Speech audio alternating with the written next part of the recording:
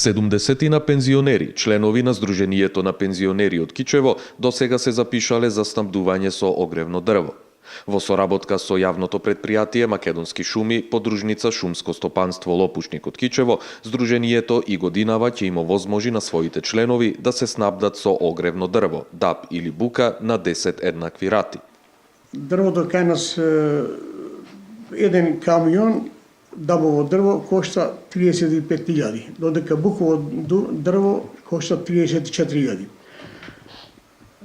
Ние пензионерите ги снабдуваме со на 10 еднакви рати, односно 3.500 денари е за ДАБ рата, за цел камион мислам, а додека 3.400 динари за цел камион е за огнено дрво бука.